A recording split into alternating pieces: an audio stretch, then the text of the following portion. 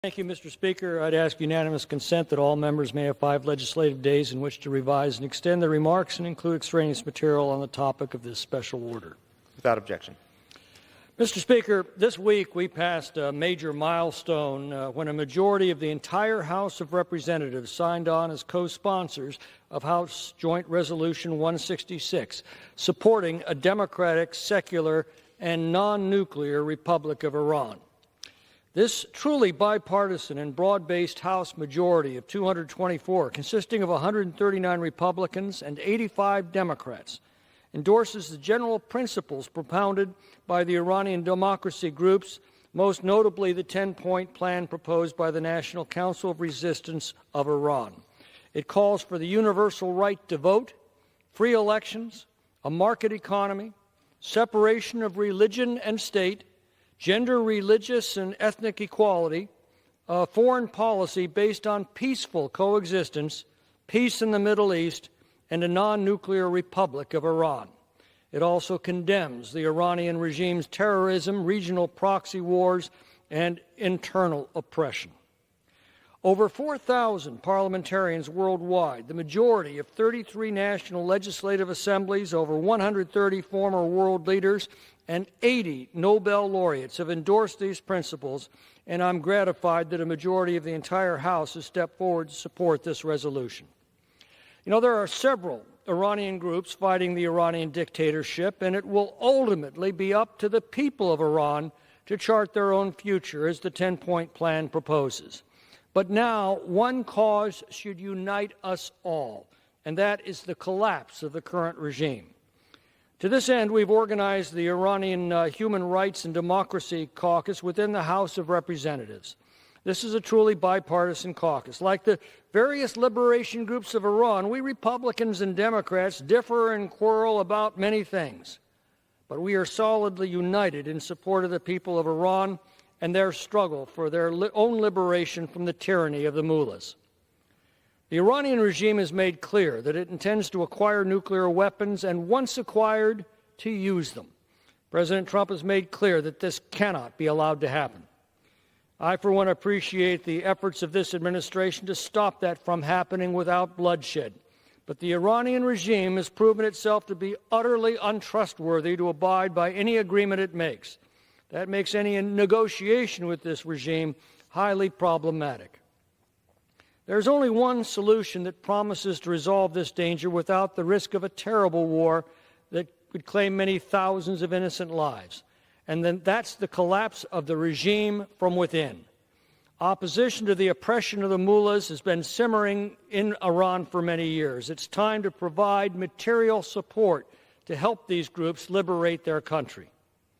Past administrations sent cargo pallets of cash on cargo planes to these bloodthirsty mullahs in hopes of currying their favor and cooperation.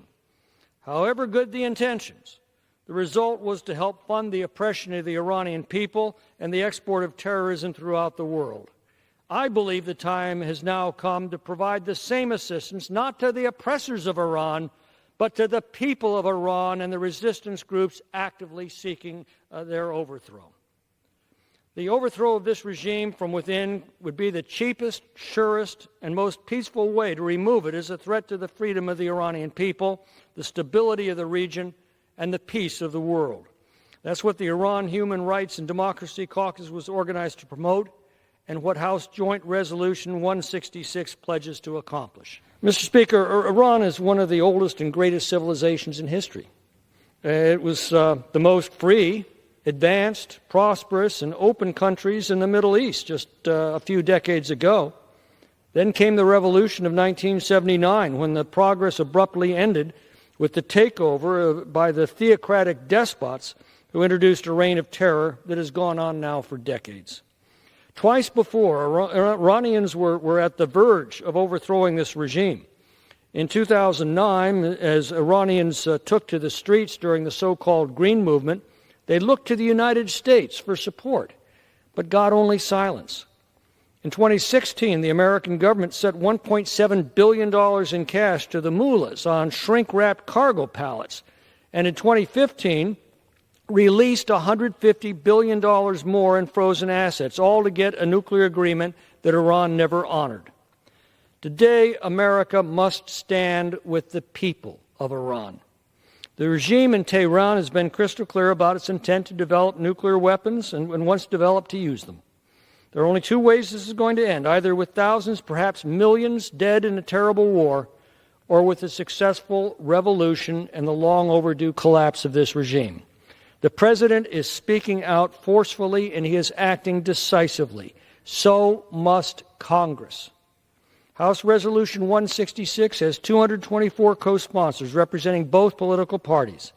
It expresses support for the Iranian resistance and its vision of a free, secular, and non-nuclear Iran. I urge the leadership to bring it to the floor for a vote.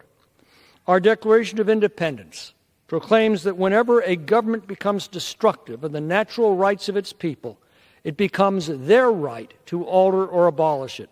This critical hour has come for the people of Iran. I believe it is time for the United States to step forward with material support for the freedom movement. For every dollar this government has given over the years to this brutal dictatorship, we owe many times over to the Iranians who are desperately trying to overthrow their oppressors and restore the blessings of liberty to themselves and their posterity. They need direct satellite access to the Internet that the regime has denied them on the ground. They need us to restore economic sanctions, as the President is doing against the regime, and a renewed boycott of Iran. Decisive turning points in history do not come often.